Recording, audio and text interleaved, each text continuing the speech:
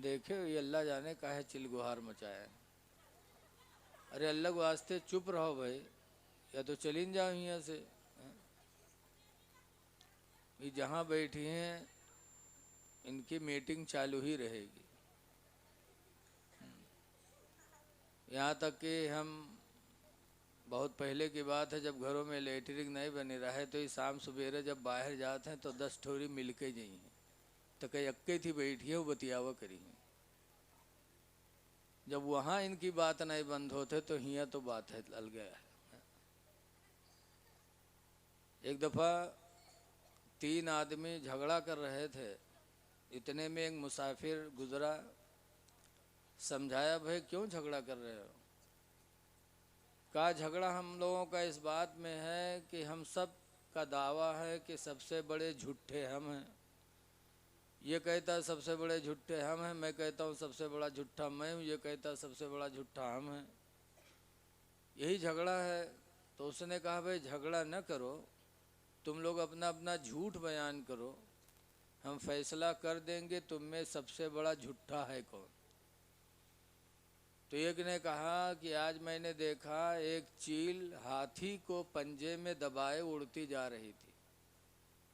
तो उसने कहा कोई बड़ा झूठ नहीं है, ऐसा हो सकता है कि चील मुर्गी का बच्चा दबाए जा रही हो और तुम ऐचा तानी की वजह से उसका हाथी देख लिए।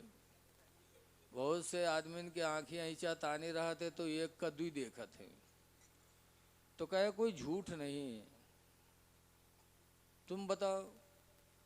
तो उसने कहा आज रात में 7 आसमान का सैर किया।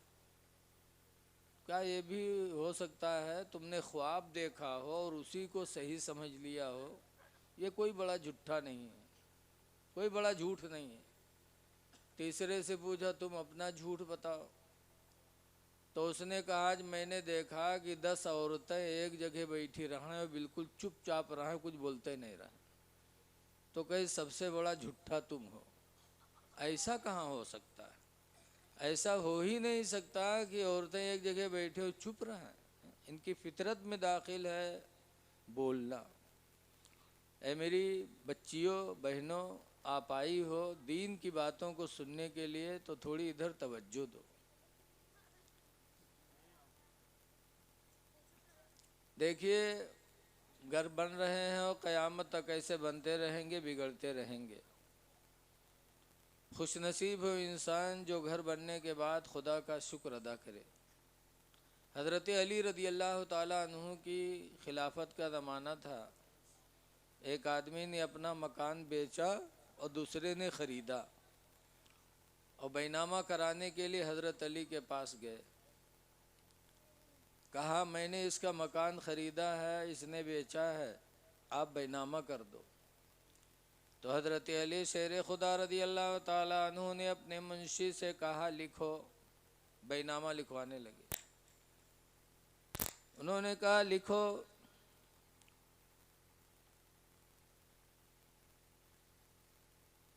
रजुलुम इस तरह मगरूर में मगरूरिन दारा। लिखो एक घमंडी ने दूसरे घमंडी से घर खरीदा। लिखा। फिर आगे फरमाया वहुवा फी सिक्कतिल गाफिलीन। और ये भी लिखो कि उसका घर गाफिलों की गली में है। लिखा। फिर कहा लिखो ला बका लहा वला लिसाहिबिहा। और ये भी लिखो कि ना घर को बाकी रहना है ना घर वाला बाकी रहेगा। लिखा। फिर फरमाया वलहु अल हद्दुल अव्वलुल मौत। और ये भी लिखो कि इसकी पहली हद मौत है। लिखा गया। फिर कहा लिखो वसानी अल कब्र। और दूसरी हद इसकी कब्र है। लिखा। फिर फरमाया वस्सालिसु अल हश्र। और और तीसरी हद इसकी मैदान महशर है, लिखा गया। फिर फरमाया और आगे लिखो, वल हद्दुर राबिउ गैरु मालूम, और चौथी हद का पता नहीं,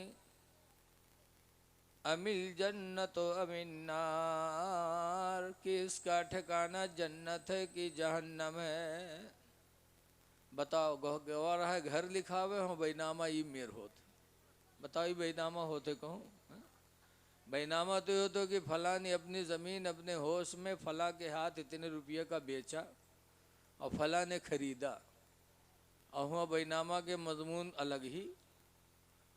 जब हज़रत अली शेर खुदा बैनामा लिखवाने लगे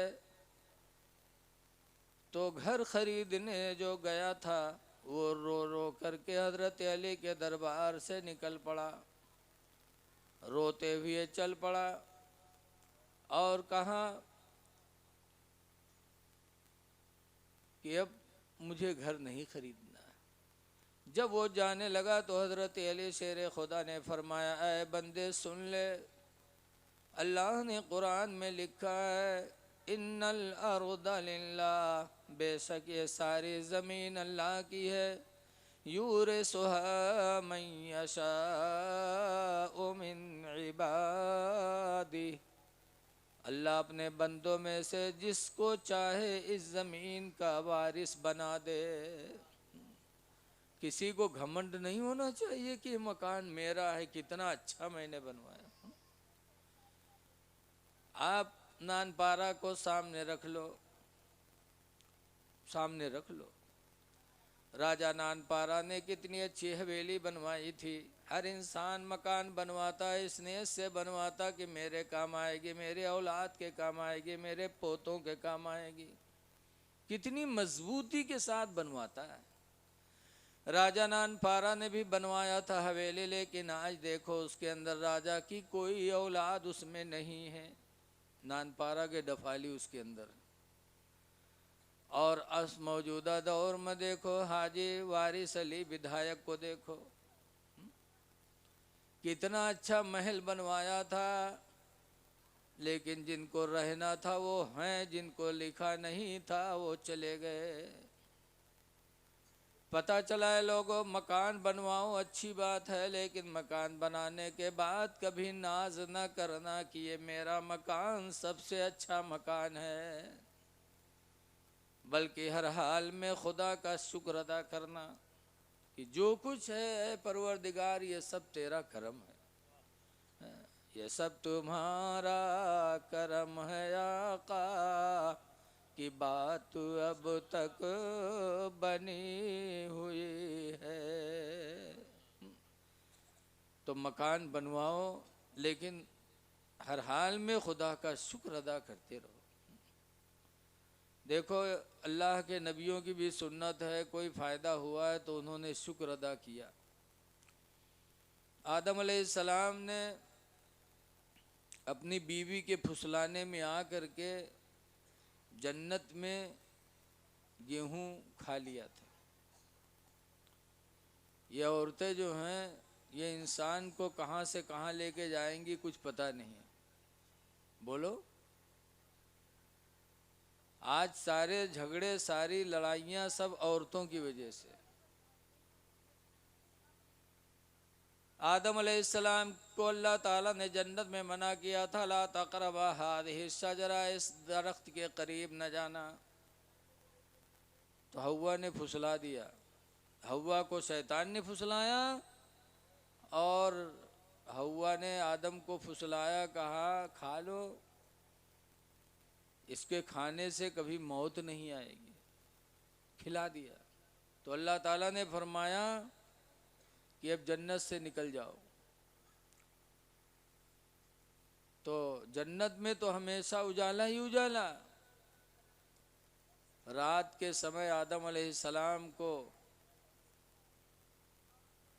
जब जन्नत से ज़मीन पे भेजा गया और रात आई, रात की तारीकी देखकर आदम अलैहिस्सलाम घबराए।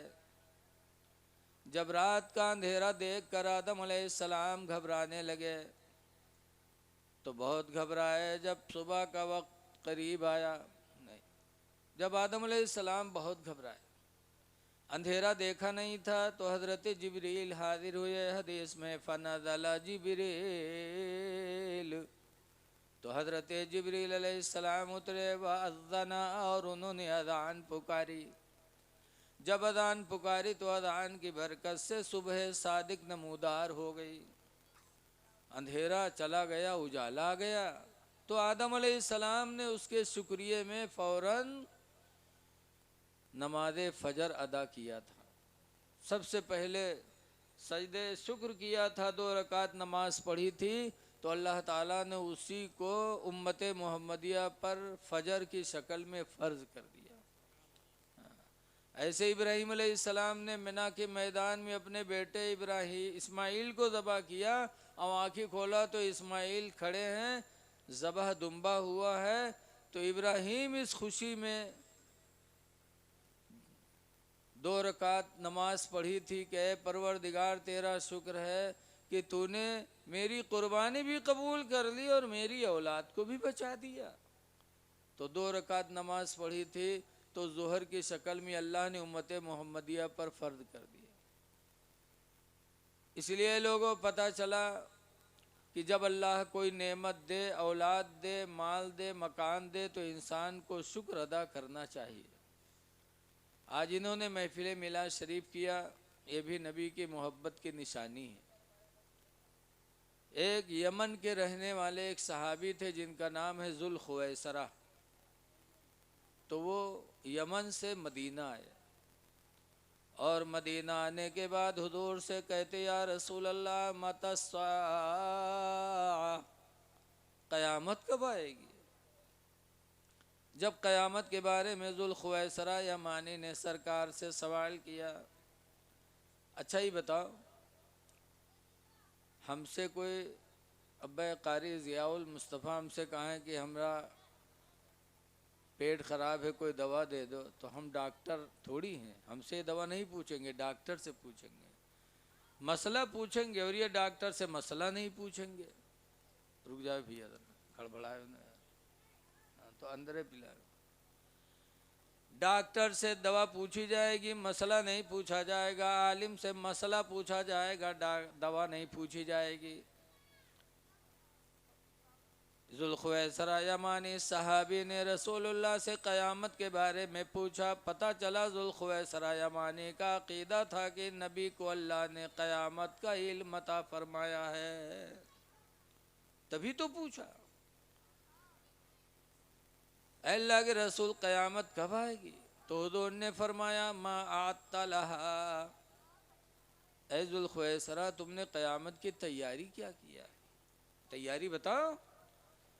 तो हज़रत जुल्खुवैसरा यमानी कहते हैं, मा आतलहा, या रसूल अल्लाह, मैंने क़यामत की कोई तैयारी नहीं की है, इल्ला अहब्बुल्लाह व रसूला, मगर अल्लाह और अल्लाह के रसूल से मोहब्बत करता हूँ। तैयारी कुछ नहीं है, लेकिन मोहब्बत है अल्लाह से, अल्लाह के रसूल से। तो हुज़ूर ने फरमाया, ऐ जुल्खुवैसरा, घबराओ नहीं, अलमरउ मअ मन अहब्बा, इंसान क़यामत के दिन उसी के साथ रहेगा जिससे दुनिया में मोहब्बत करता रहेगा। खुश नसीब है वो इंसान जिसके दिल में अल्लाह और उसके रसूल की मोहब्बत हो। इसीलिए कहा जाता है, न ताअत पर, न तक़वा पर, न ज़ुहदो इत्तक़ा पर है। माशाअल्लाह। न ताअत पर, न तक़वा पर, न ज़ुहदो इत्तक़ा पर है। हमारा नाज जो कुछ है मोहम्मद मुस्तफ़ा पर है। हमारा नाज जो कुछ है मोहम्मद मुस्तफ़ा पर है। तो अल्लाह मकान दे तो मकान के अंदर नमाज भी पढ़ना चाहिए, कुरान भी पढ़ना चाहिए, ताकि वह मकान भी दुआ दे। हदीस शरीफ में है कि ये ज़मीन के टुकड़े एक दूसरे से मुलाकात करते हैं। एक का घर दूसरे घर से मुलाकात करता है, एक का आंगन दूसरे के आंगन से, एक का दुआरा दूसरे के दुआरे से मुलाकात करते हैं आपस में और पूछते हैं कि आज तुम पर कोई अल्लाह का नाम लेने वाला, सजदा करने वाला, कुरान पढ़ने वाला आया कि नहीं आया। तो वो ज़मीन मुस्कुराने लगती है कि हाँ हाँ अल्हम्दुलिल्लाह, मेरे ऊपर आज फला ने आकर के सजदा भी किया, कुरान भी पढ़ा, अल्लाह का नाम भी लिया। ऐ ज़मीन तू गवाह हो जा, मैं उसके लिए दुआ करती हूँ कि ऐ पाक परवरदिगार, जैसे मेरे ऊपर उसने बैठकर सजदा करके कुरान पढ़ के तेरा नाम लेकर के मुझे इज्जत दी है, ऐ परवरदिगार उसे दोनों जहान में तू इज्जत दे दे। तो जब वो ज़मीन खुश होकर के इस तरह कहती है तो वो पूछने वाली ज़मीन रोने लगती है। जब रोने लगती है तो वो ज़मीन पूछती तू रो क्यों रही है। तब वो रो रो के ज़मीन का टुकड़ा दूसरे टुकड़े से कहता है कि हाय अफसोस, आज मेरे ऊपर एक ऐसा बदनसीब इंसान आया जो मेरे ऊपर बैठ कर के उसने शराब पिया, मेरे ऊपर बैठ कर उसने जुआ खेला, मेरे ऊपर बैठ कर के उसने ज़िना किया, मेरे ऊपर बैठकर उसने झूठ बोली। ऐ ज़मीन तू गवाह हो जा, जैसे फला मेरे ऊपर बैठकर खुदा की नाफरमानी करके मुझे रुसवा किया है, ऐ परवरदिगार इसे दोनों जहान में तू रुसवा कर दे। तो पता चला कि हमारे तुम्हारी ये ज़मीन के टुकड़े भी एक दूसरे के लिए दुआ भी करते हैं, बद्दुआ भी करते हैं। अब आप सोचिए कि ज़मीन कैसे बोलती है। तो कुरान करीम में युसब्बिहु लिल्लाहि मा फिस समावाति वल अर्दि, अल्लाह ताला की पाकी बोलती है ज़मीन और आसमान में जितनी चीज़ें हैं, और ज़मीन और आसमान भी। इसलिए जब अल्लाह ताला घर की दौलत दे तो उसमें उसको कब्रस्तान नहीं बनाना चाहिए। एक बुजुर्ग थे अबू बकर बिन अय्याश, उनका जब आखिरी वक्त आया तो उनकी लड़की रोने लगी। आजकल लड़कियां, आज भी हो चाहे कल हो, माँ बाप से लड़कियों को बहुत मोहब्बत होती है। लड़का तो इंतज़ार करते जल्दी जल्दा पप्पा मरे वत्ते वरासत जल्दी आवे बेची खाई मालिक बनी, लेकिन लड़कियां माँ बाप से बहुत मोहब्बत करती है। हज़रत अबू बकर बिन अय्याश का जब आखिरी वक्त आया तो उनकी लड़की रोने लगी। तो अबू बकर बिन अय्याश कहते बेटी रो रही हो?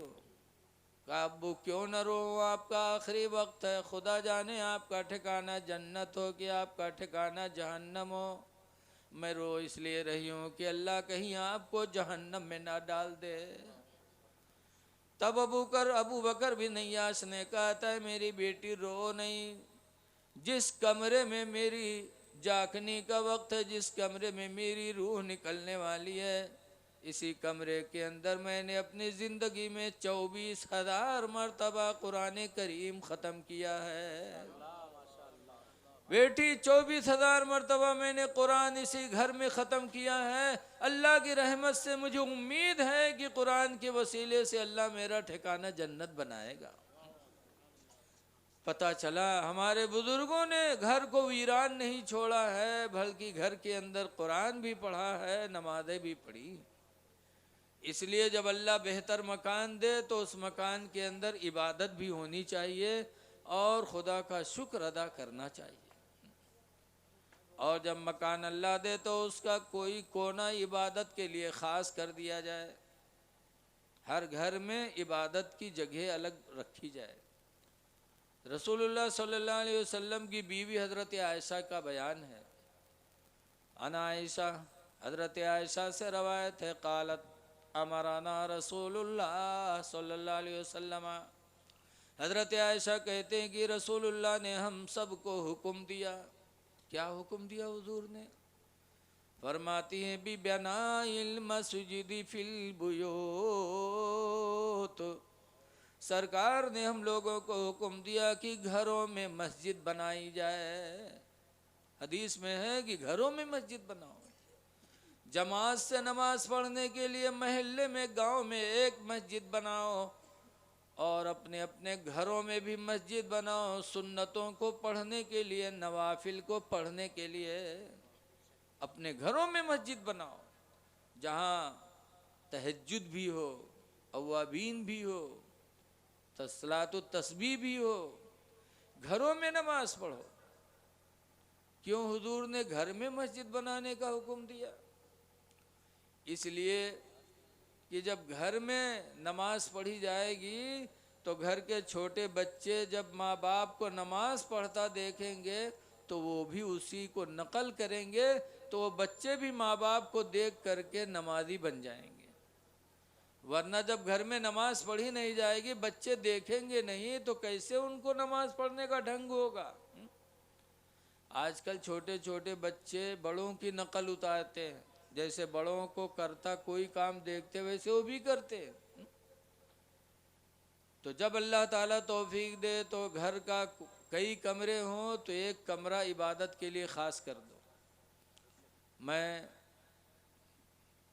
मध्य प्रदेश के इलाक़ों में कहीं कहीं गया तो देखा कि बड़े बड़े घरों में पहुंचा तो देखा कि एक कमरा बंद है, सिर्फ उसके अंदर नमाज होती है, कुरान रखा है, तस्वीर रखी है, मुसल्ले बिछे हुए हैं। पता चला ये घर इबादत के लिए ख़ास है कमरा। तो ऐसे ही हर घर में होना चाहिए, इसलिए कि घरों से इंसान को बरकतें मिलती हैं और घरों से इंसान वीरान भी हो जाता है। तो इसलिए आप हजरात से गुजारिश है कि अल्लाह जब कभी हमको आपको ये तौफीक दे तो हम खुदा का शुक्र ज़रूर अदा करें। कुछ मकान यादगार हैं, जैसे लोगों के लिए जिसने बना दिया, अल्लाह दौलत दे तो अपने लिए घर तो हम लोग बनाते ही हैं, लेकिन अल्लाह के बंदों के लिए बनाए। जैसे शाहजहां बादशाह ने ताज महल को बना दिया, अपने रहने के लिए नहीं बनाया, लोगों के लिए बनाया। तो आज भी लोग उसके अंदर जाते हैं और आज उनकी यादगार दुनिया में बाकी है। इसीलिए हमको चाहिए कि अल्लाह ज़्यादा दौलत दे तो कोई मुसाफिर खाना बनवा दें, और मुसाफिर खाना बनवा करके अल्लाह के बंदों के लिए वक्फ कर दें, ताकि उसके अंदर रहने वाले जब रहेंगे और उनको आसानियाँ मिलेंगी तो वो दुआ दें या ना दें, अल्लाह ताला आपके इस अमल से आपसे राज़ी होता रहेगा। तो आप हजरात से गुजारिश है कि इस पुरफतन दौर में आप अपने नबी से सच्ची मोहब्बत करें। सहाबे किराम जो कामयाब हुए, नबी की मोहब्बत पर कामयाब हुए। ये महीना रजबुल मुरज्जब का है। इस महीने की 26 तारीख का दिन गुजार के 27वीं रात में हुजूर को अल्लाह ने मेराज अता किया। अपनी फूफी उम्मे हानी के घर मक्कतुल मुकर्रमा में हुजूर की फूफी थी जिनका नाम था उम्मे हानी, उन्हीं के घर लेटे थे। तो हज़रत जिब्रील आए और हुजूर के पेशानी को, हुजूर के तलवों को अपनी पेशानी लगाई। हुजूर बेदार हुए, कहा अल्लाह आपको बुला रहा है।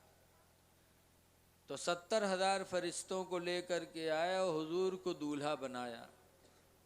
और जब दूल्हा बनाया तो आला हजरत इरशाद फरमाते हैं उस मंजर को याद करके कि हाँ जो हम भी वहाँ होते खा, जो हम भी वहाँ होते खाके गुलशन, लिपट के कदमों से लेते वो तुरंत। जब दूल्हा बनता है तो बहनोई बहन सब आवत है, नेक चार मांगे ना।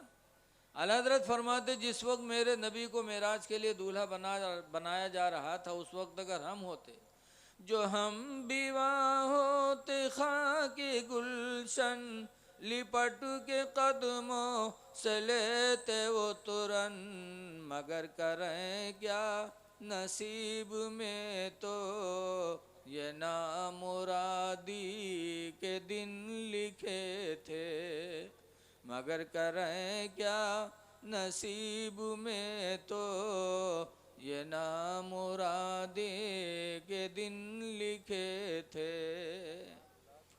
हुजूर के लिए बुराक लाया गया।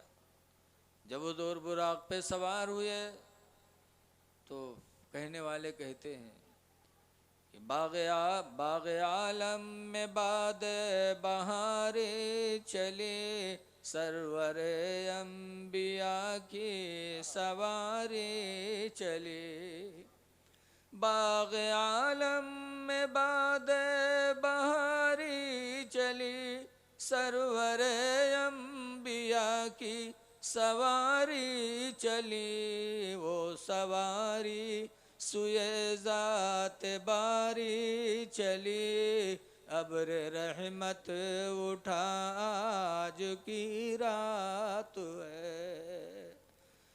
तो इसी महीने में हुजूर को मेराज नसीब हुई। जब हुजूर बुराक पे सवार हुए, सवार होने लगे तो हुजूर ने तवक्कुफ किया। तो जिब्रील ने पूछा था, अल्लाह के रसूल, अल्लाह बुला रहा है, बुराक पे चढ़ने में आप सोच रहे हैं? तो हुजूर ने कहा था, जिब्रील आज अल्लाह ने मेरे लिए बुराक भेजा है, और बुराक गदहा से बड़ा और घोड़ा से कुछ कम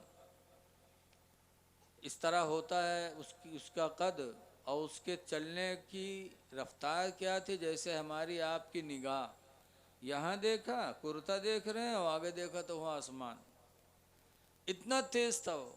तो कहा, मेरे आने के लिए अल्लाह ने बुराक भेजा है, मेरी उम्मत कल पुलसरात के ऊपर से कैसे गुजरेगी? तो जिब्रील ने कहा था, अल्लाह के रसूल, आपकी उम्मत पुलसरात के ऊपर से ऐसे गुजरेगी कि पता भी नहीं चलेगा। तो हुजूर गए मस्जिद बैतुल मुक़द्दस में, वहाँ सारे नबी मौजूद, हज़रत आदम अलैहिस्सलाम से लेकर हज़रत ईसा अलैहिस्सलाम तक हर नबी मौजूद। हुजूर ने नमाज़ पढ़ाई। पता चला कि अंबिया मरकर मिट्टी में नहीं मिलते, अगर मिल जाते तो हुजूर के पीछे मेराज की रात में नमाज कैसे पढ़ते। और उसके बाद हुजूर सातों आसमान गए और सिदरा गए। सिदरा पे जिब्रील ने साथ छोड़ा।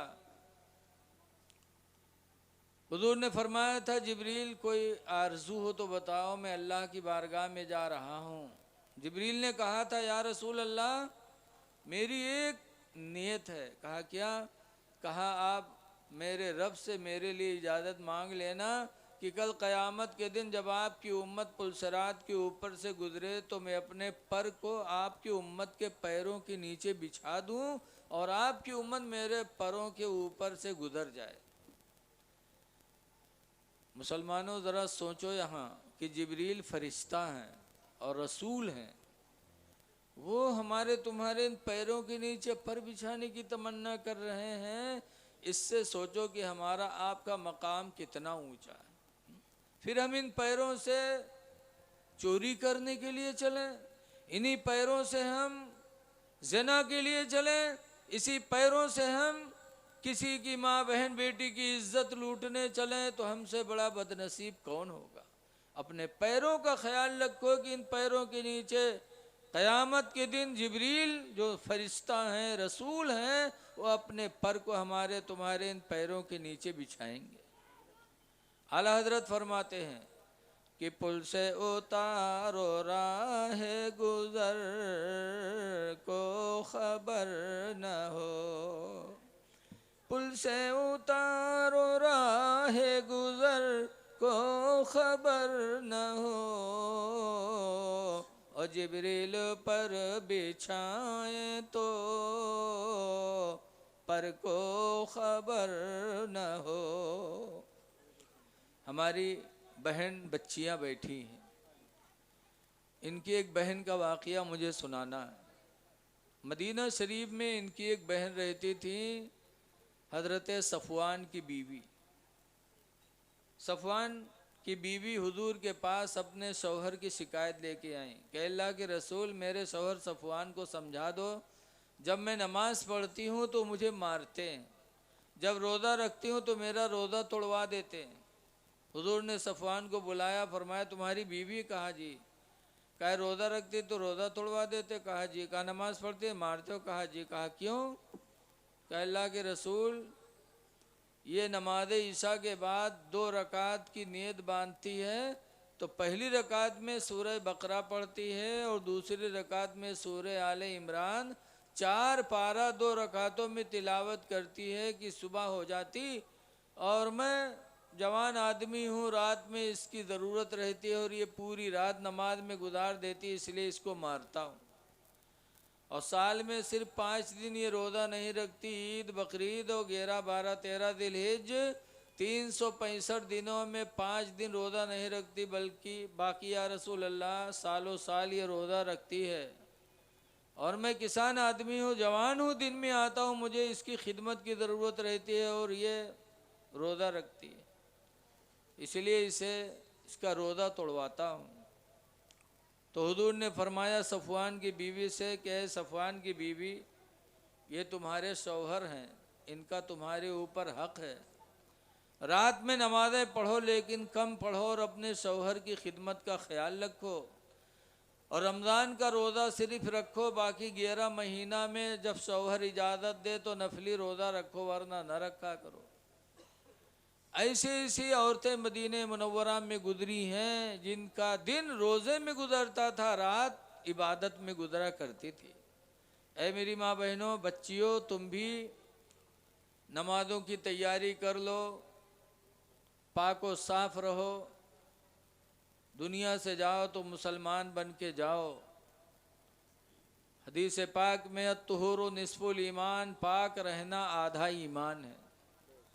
और पाकी से आपस में मोहब्बत भी बढ़ती है। अल्लाह ताला फरमाता है व युहिब्बुल मुतत्तहिरीन, अल्लाह ताला पाक रहने वाले लोगों से मोहब्बत फरमाता है। तो जब अल्लाह मोहब्बत फरमाता है तो बंदे भी पाक लोगों से मोहब्बत करते हैं। आज उन्हीं माँ बहनों में, मियाँ बीवी में ज़्यादा झगड़े होते हैं जो पाक और साफ नहीं रहते, नमाज नहीं पढ़ते, फिर उनके अंदर नफ़रत पैदा होती है। अल्लाह फरमाता है कुरान में वला तमूतुन्ना इल्ला व अंतुम मुस्लिमून, हरगिज़ हरगिज़ न मरो मगर मुसलमान बन के मरो। हुज़ूर मुफ्ती नानपारा कहा करते थे, हमेशा के लिए रहना नहीं इस दार फ़ानी में, हमेशा के लिए रहना नहीं इस दार फ़ानी में, कुछ अच्छे काम कर लो 4 दिन की जिंदगानी में। और जो जीते हो तो इस दुनिया में कोई काम कर जाओ, जो जीते हो तो इस दुनिया में कोई काम कर जाओ, खुदा तौफीक दे तो खिदमत इस्लाम कर जाओ। लेकिन बड़ा अफसोस है, काश हमारे अयूब भाई ने ऐलान अगर किया होता कि मिलाद शरीफ ख़त्म होने के बाद सबकी दावत है, तो शायद यहाँ बैठने की जगह नहीं मिलती।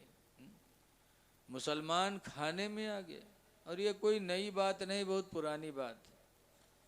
अगले ज़माने में 3 आदमी घर से निकले सफ़र में, एक यहूदी, एक ईसाई, एक मुसलमान, तीनों रोटी ले ले घर से निकले।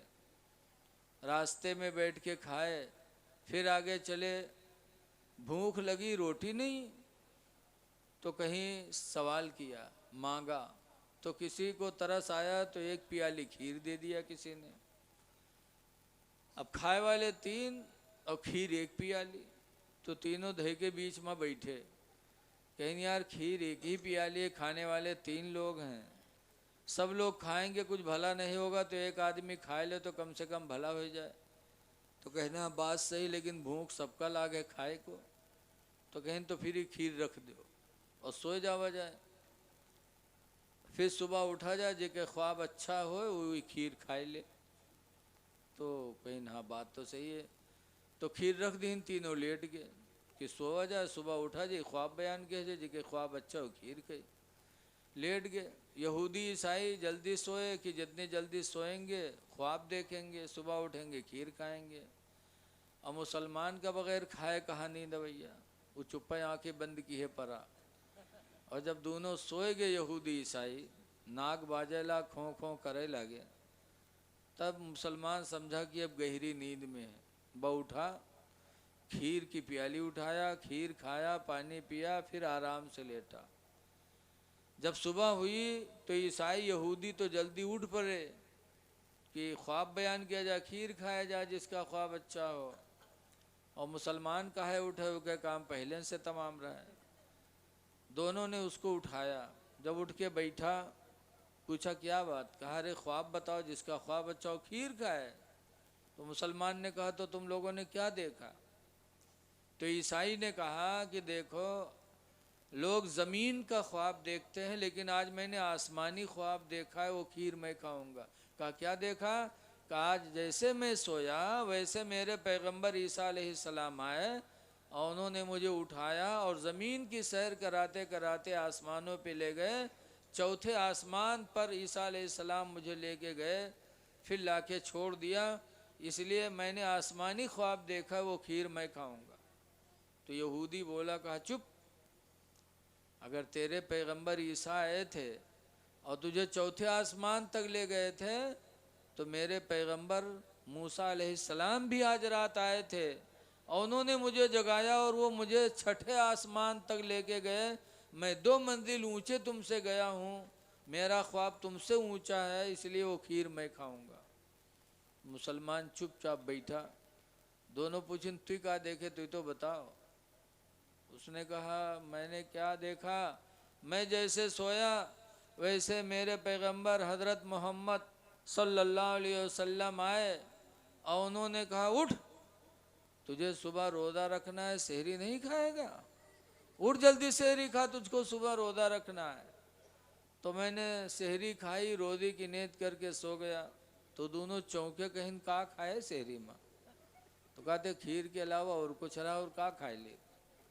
कहा कत्ता खाए, कहीं सुमा रावे कत्ती रहा है। तो कहीं यार बड़े बेवफा निकले, कम से कम खा रहे थे तो हम लोगों को जगा लेते। कहा हम बहुत चिल्लाएं, लेकिन तुम चौथे आसमान पर रहो, छठे आसमान पर रहे, कितना चिल्ले। सुबह हो जाती, मेरी सहरी का टाइम चला जाता। मुसलमान खाने में से आज इन्होंने तने तनहा जलसा कराया अयूब भाई ने। तो गांव के लोगों को तो खुशी खुशी आना चाहिए कि हमसे चंदा नहीं मांगा और हमारे गांव में महफिल मिलाद कराई, आलिमों को बुलाया दीन की बातों को सुनाने के लिए। लेकिन वही बात है कि हदीस पाक में अनसिन काला काला रसूलुल्लाह, हज़रत अनस फरमाते अल्लाह के नबी ने इरशाद फरमाया, ला जब याती अलन्ना से ज़मानुन, हुज़ूर फरमाते लोगों पर एक ज़माना ऐसा आएगा, या ला यबक़ल इस्लाम, कि इस्लाम बाकी नहीं रह जाएगा, इल्ला इस्मुहु, मगर सिर्फ इस्लाम का नाम बाकी रहेगा। आज नाम के हम मुसलमान हैं, अगर हकीकत में हम मुसलमान होते तो आज न हमारी मस्जिदें सुनी रहती, न हमारी महफिलें सुनी रहती। इसलिए लोगों तैयारियां कर लो, अच्छे अल्लाह के नेक बंदे बन जाओ। गुजारिश है आप हजरात से कि नमाज़ों की पाबंदी करो। हदीस पाक में है मन सल्ला सलवातिल खम्सा, जिसने 5 वक्त की नमाज अदा कर ली, वदआ लिल वालिदैन, और नमाज के बाद माँ बाप के लिए दुआएं मांगी, फ़क़द अद्दा हक़्क़ल्लाह, तो उसने अल्लाह के हक़ को अदा कर दिया, व हक़्क़ वालिदै, और अपने माँ बाप के हक़ को भी उसने अदा कर दिया। तो नमाज़ें पढ़ो, नमाज के बाद माँ बाप के लिए दुआएं भी मांगो। हमारी बच्चियाँ बैठी हैं, बहनें बैठी हैं, इनके लिए भी एक हदीस पाक में सुना रहा हूँ। हुजूर फरमाते हैं अलमरअतु इज़ा सल्लत खम्सहा, जिस औरत ने 5 वक्त की नमाज अदा कर ली, वसामत शहरहा, और रमज़ान का रोज़ा रख लिया, व अताअत बालहा, और अपने शौहर की फर्मा बरदारी कर ली। व अहसनत फरजहा, और अपने आप को ज़िना से बचा लिया। फल तदखुल मिन अय्यबवाबिल जन्नति शात, तो वो औरत जन्नत में जिस दरवाज़ा से चाहेगी दाखिल हो जाएगी। जन्नत के सारे दरवाजे उस औरत के लिए अल्लाह ताला खोल देगा। जिस दरवाज़ा से चाहे औरत जन्नत में जाए। कौन? जो नमाज का तोहफा लेके जाएगी, शौहर की फर्मा बरदारी करके जाएगी। आजकल की हमारी माँ बहनें बहुत सी ऐसी हैं कि नमाज रोज़ा तो करते हैं लेकिन शौहरों को तकलीफ़ देती रहती हैं। याद रखो, हर घर में ये मंज़र होता है। मदीना शरीफ में एक मुहद्दिस साहब थे, हदीस पढ़ाते थे, जिनका नाम था आमश। मदीने में जो इल्म हदीस पढ़ाता हो, मुहद्दिस हो, कितना बड़ा होगा। लेकिन उनकी बीवी से एक दिन तू मैं हो गई, और तू मैं हो गई, बस बीवी ने बोलना बंद कर दिया।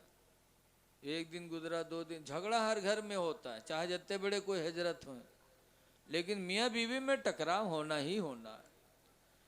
तू मैं हो गई तो बीवी ने बोलना बंद कर दिया।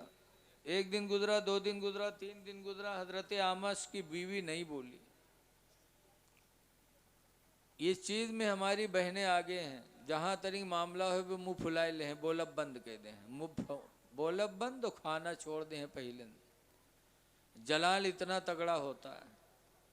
हजरत आमश की बीवी ने जब बोलना बंद कर दिया, 3 दिन नहीं बोली, तो हजरत आमश ने एक दिन डरवाया, कहा सुन, अगर आज अज़ान फजर तक न बोली तो तुझे तलाक है, तलाक है, तलाक।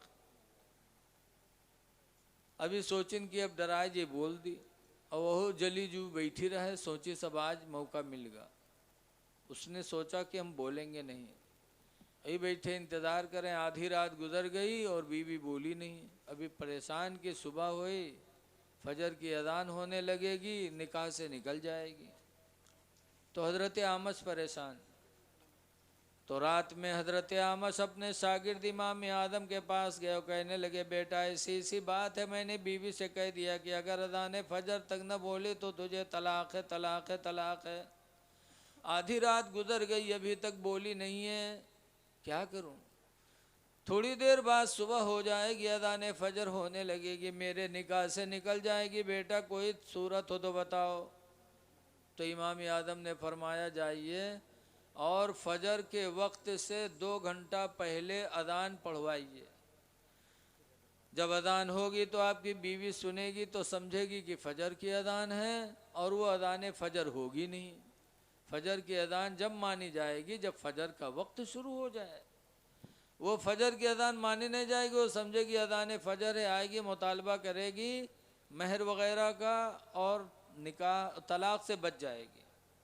हज़रत आमश गए और उन्होंने बहुत पहले अज़ान दिलवाना शुरू किया। उनकी बीवी ने जैसे सुना तो आई और कहा, मेरा मामला साफ करिए, मेरा महर दीजिए, मैं मैके जाऊँ। कहा क्यों? कहा अज़ान फजर हो रही है, आपने कहा था अज़ान फजर तक न बोली तो तलाक है, तलाक है, तलाक है। मैं नहीं बोली, फजर की अज़ान हो रही है, अब तलाक़ें पड़ गई, मैं आपके निकाह से निकल गई। तो हज़रत आमश मुस्कुराने लगे। तो कहते मुस्कियाओ ना, अब हमारा तुम्हारा मामला ख़त्म। हज़रत आमश कहते हैं, अरे देखो कहीं फजर का वक्त अभी है, अभी 2 घंटा बाकी है अज़ान फजर में। कहा फिर ये अज़ान कैसी है? का अज़ान तो ज़िक्र इलाही है, जब जिसका जी चाहे कहे, कहता होगा कोई। तो कहने का मकसद ये है कि घर में ये चीज़ें होती हैं, लेकिन इंसान को इसकी तरफ तवज्जो नहीं देनी है। हम माँ बहनों से गुजारिश करेंगे, तुम भी पाक व साफ रहो, नमाज़ पढ़ो, तुम्हें भी खुदा के यहाँ अपने अमाल का जवाब देना है। कब्र में तुम्हें अपने अमाल का हिसाब देना है, कोई किसी का साथी नहीं होगा। दुआ है कि अल्लाह ताला हमको आपको नमाज़ों का पाबंद बना दे, और जो घर बनाया गया अल्लाह ताला उसे खैर व बरकत का ख़जाना बना दे। घर के रहने वालों को अल्लाह ताला हर आफात व बलियात से महफूज फरमाए। ठंडक ज़्यादा, इन्हीं चंद बातों पे मैं अपनी गुफ्तगू ख़त्म कर रहा हूँ। खड़े हो जाइए, सलातो सलाम पढ़।